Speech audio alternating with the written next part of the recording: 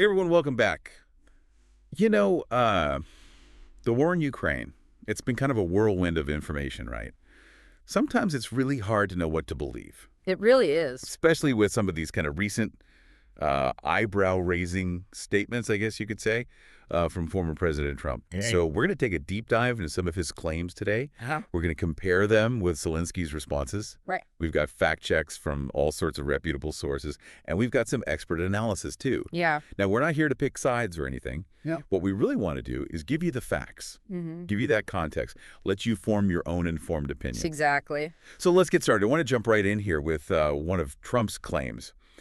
He said that Ukraine should have never started the war and could have just made a deal. Now, that's a pretty bold statement, right? Well, yeah, it is. And it really kind of shows us how important it is to understand the history here. I mean, this conflict, it didn't just come out of nowhere in 2022. We can't forget about, Russia's annexation of Crimea. Oh, yeah. Back in 2014. 2014.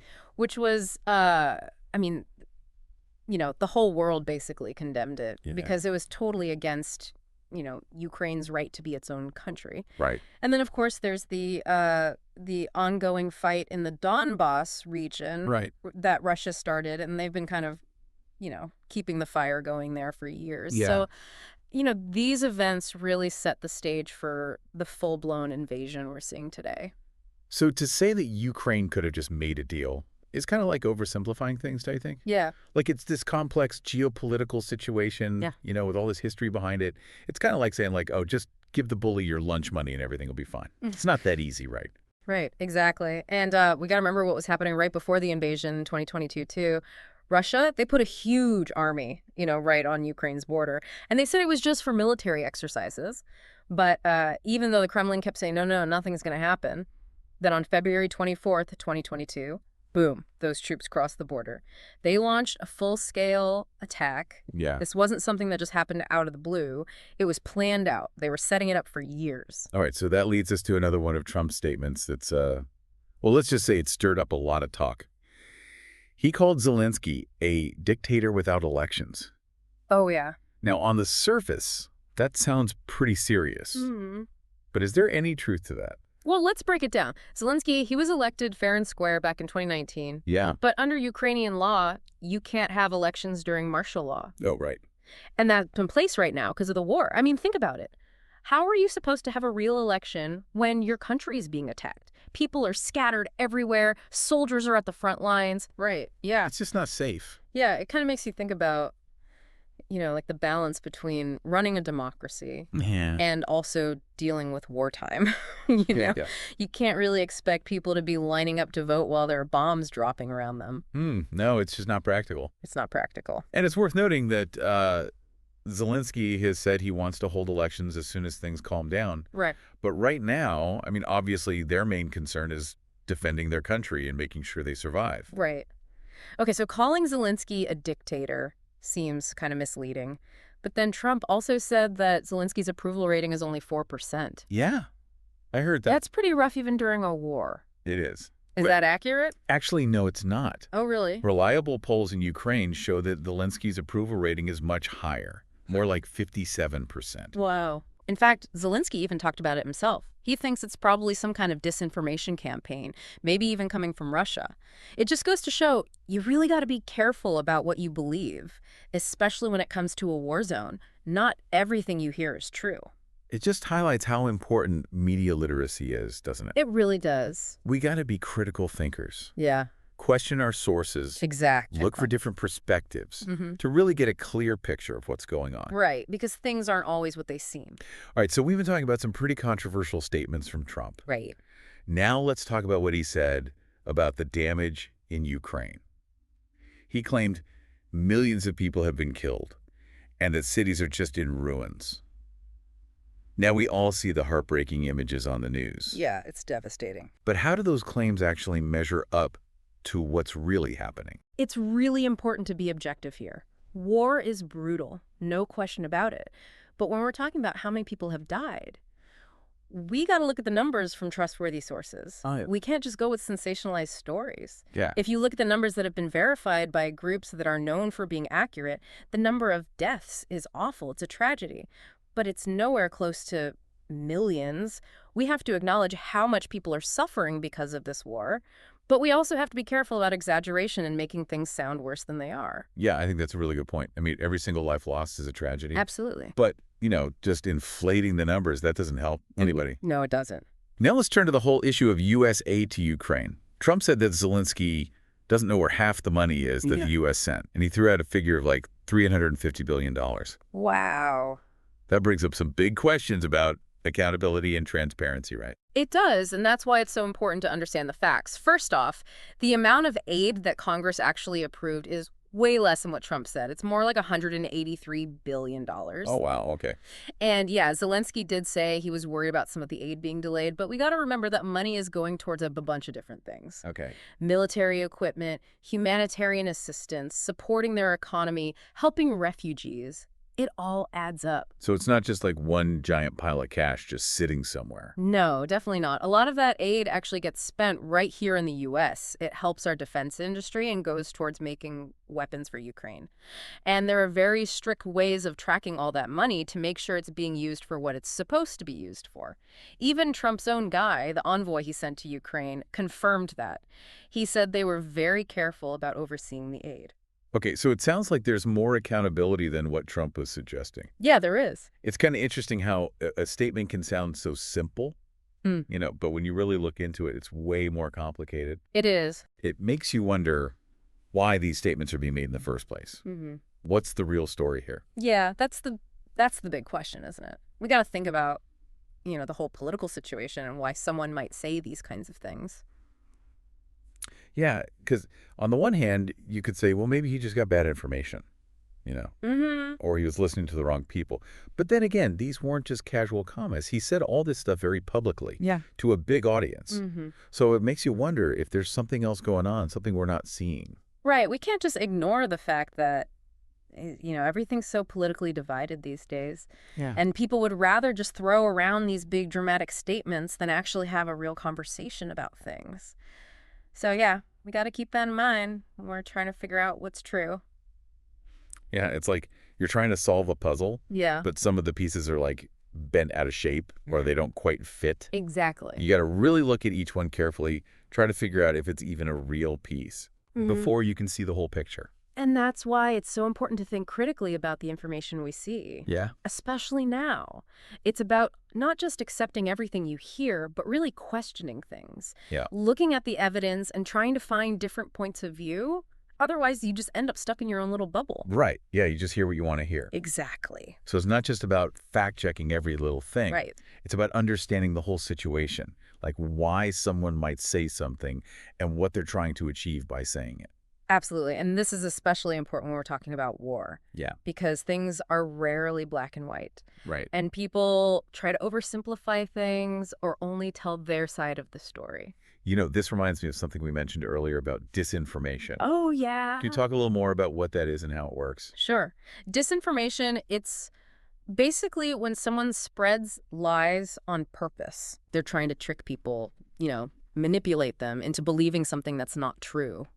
And they do it to gain power or sow chaos. Wow. And it happens all the time, especially during wars. Ukraine's dealing with a lot of it right now. So it's not just that someone's misinformed or made a mistake. Right. It's like a deliberate strategy. Exactly.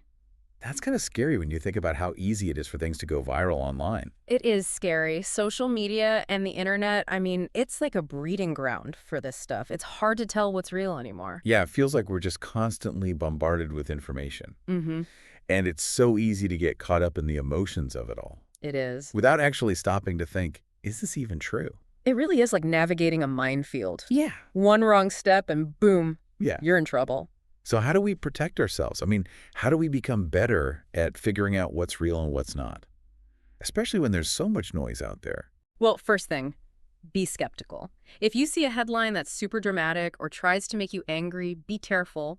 That's usually a sign that they might be twisting the truth to get your attention. It's like that clickbait stuff you see online. Exactly. Look for news sources that have a good reputation for being accurate and fair. And don't just rely on one source.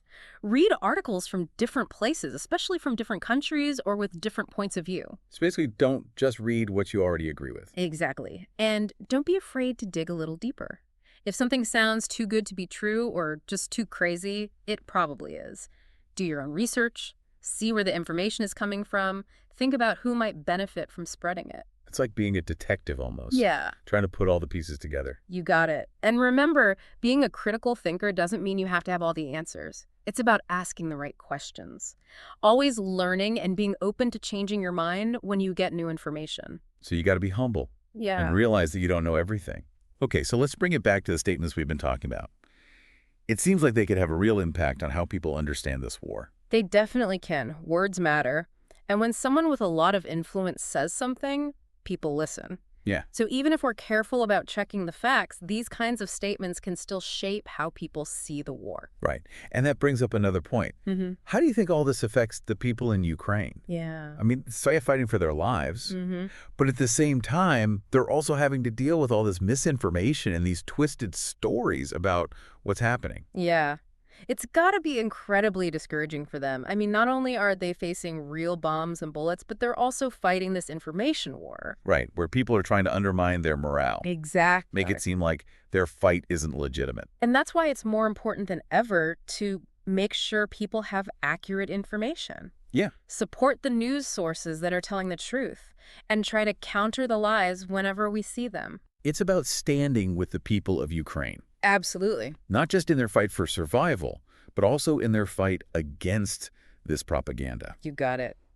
Now, let's shift gears a little bit and talk about some of the other things that are happening because of this war. Things that people don't always talk about. We've talked about the history, the politics, but what about the real human cost? Yeah, it's easy to get caught up in all the big picture stuff. It is. But we can't forget that real people are suffering because of this. Absolutely. It's more than just the number of people who have died, which is terrible enough. Yeah. Millions of people have lost their homes. Families have been torn apart, and there's so much trauma. Yeah. And this war is going to have a ripple effect for years to come. Right. It's going to affect their economy, their society, everything. It's just a massive tragedy. It really is. And we got to remember that this isn't just happening over there. The whole world is being affected by this. Food prices are going up, energy is harder to get, and it's changing how countries interact with each other. It can feel pretty overwhelming, to be honest. It can.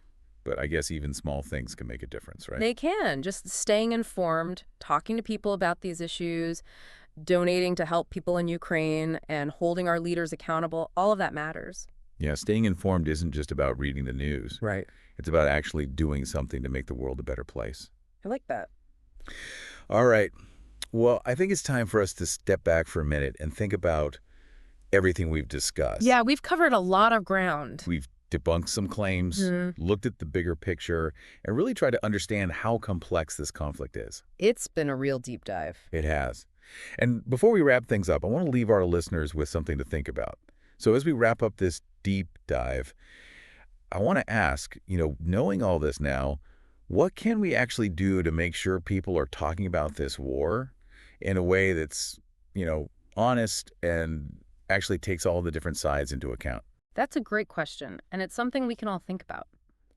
One simple thing is, before you share something about the war on social media, take a second to think, where did this come from? Is this a source I can trust? Are they known for being fair and accurate? Yeah, that's a good point. And maybe even look for information from different sources, especially from other countries or groups that have a different perspective.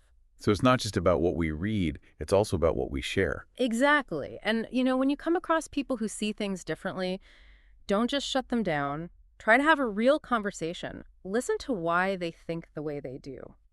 Maybe you can learn something. Yeah, it's about understanding each other, not just trying to win an argument. That's right. And don't forget, there are things you can do to help, too. You can donate to organizations that are providing humanitarian aid in Ukraine or support policies that promote peace and stability. It all makes a difference. So it's not just about knowing what's going on, it's about actually doing something about it. All right, well, let's take a minute to remember what we talked about today. We started by looking at some of the things Trump said about the war in Ukraine. Right. And we learned that Russia was the one who started it. Yeah. First with Crimea back in 2014, and then with the full-on invasion in 2022. And we also talked about how Zelensky, he's still the democratically elected leader of Ukraine. Yeah. Even though some people are trying to say otherwise. Right.